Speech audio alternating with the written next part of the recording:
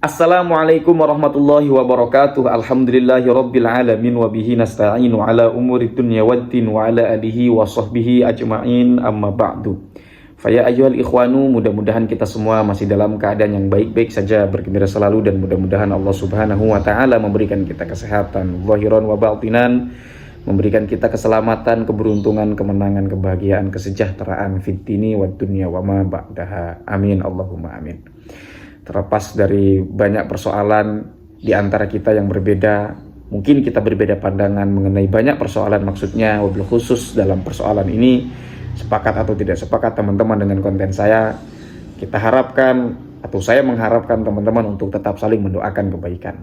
Saya mendoakan teman-teman dengan doa-doa kebaikan, dan juga saya meminta doa dari teman-teman untuk doa kebaikan, untuk mendoakan kebaikan kepada saya.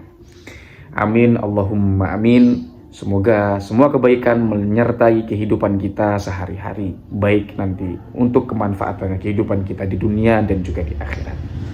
Amin sekali lagi ya. Ada hal yang menarik, yaitu pekan depan akan diadakan di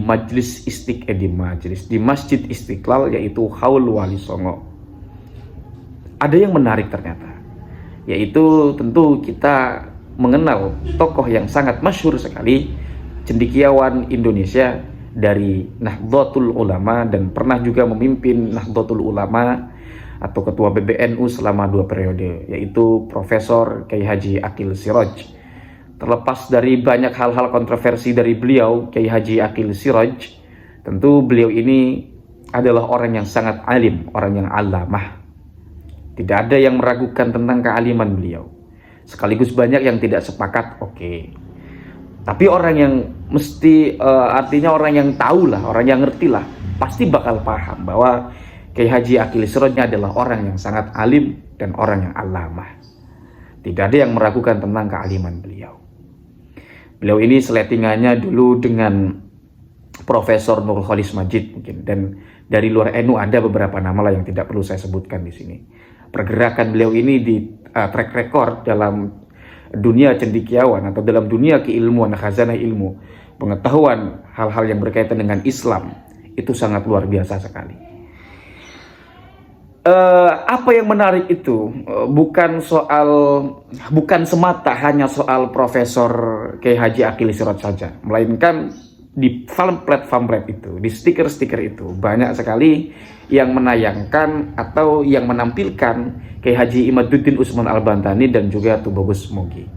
Yang menjadi pertanyaan, apakah Kiai Haji Imaduddin Usman Al-Bantani dan juga Tubagus Mogi juga akan menjadi pembicara di sana? Tentu ini sangat kita nantikan.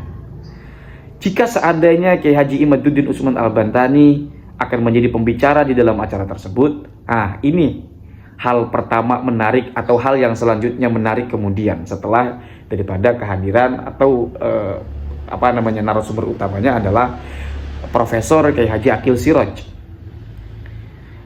Mengapa? Tentu karena ini sangat berkaitan sekali. Kiai Haji Imaduddin Usman Al-Bantani melakukan penelitian nasab Ba'alawi, tentang kesahihan nasab Ba'alawi yang sampai hari ini sedang gencar-gencarnya. Tidak berhenti di situ, ada Tubagus Mogi.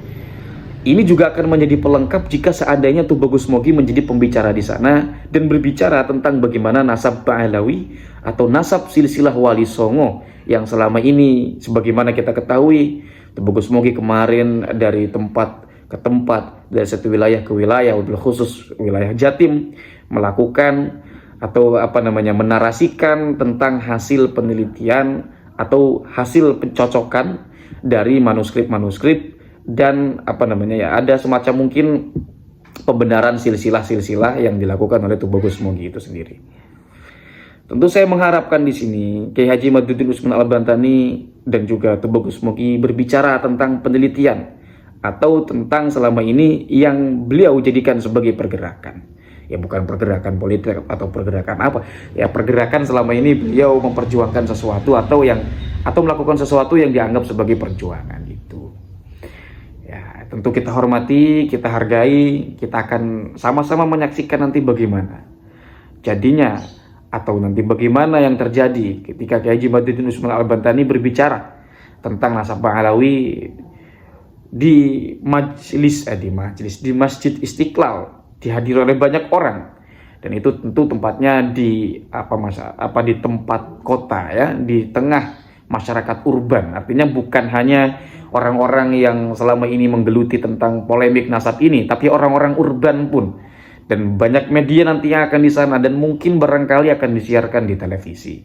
Ya wallahu a'lam apakah disiarkan di televisi atau tidaknya, wallahu a'lam, tapi mudah-mudahan nanti acaranya tentu kita doakan berjalan dengan lancar di Haul Wali Songo tersebut.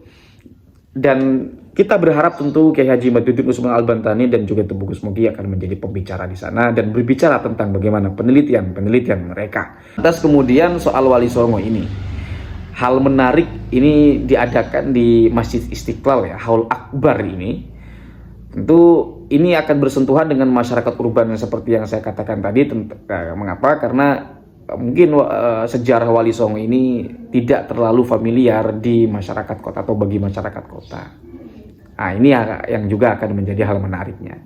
Dimana tentu Wali Songo itu adalah sebuah utusan atau delegasi dari kerajaan Islam dulu untuk berdakwah di tanah Nusantara ini, sehingga efeknya sampai hari ini kita rasakan ya. Dakwah penyebaran Islam di tanah Jawa oleh Wali Songo tersebut.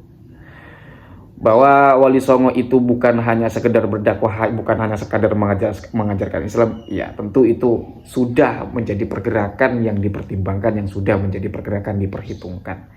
Khusus politik-politik Wali Songo yang kita anggap sebagai politik yang berhasil, siasat yang berhasil untuk menyebarkan agama atau ajaran-ajaran Islam di tanah Jawa ini, sehingga Islam menyebar sampai ke pelosok tanah Jawa. Jadi kira-kira seperti itu ya.